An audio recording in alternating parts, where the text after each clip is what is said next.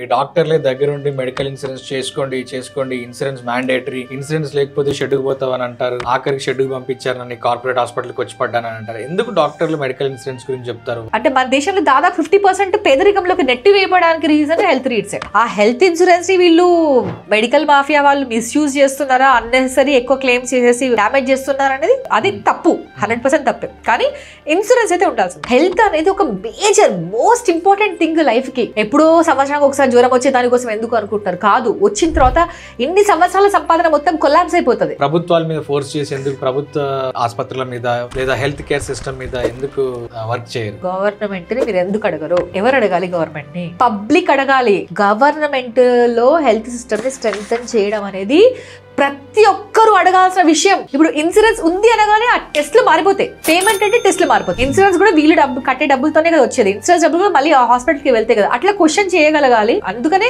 Basically doctors లో ethics ఉండేలాగా చేయాలి.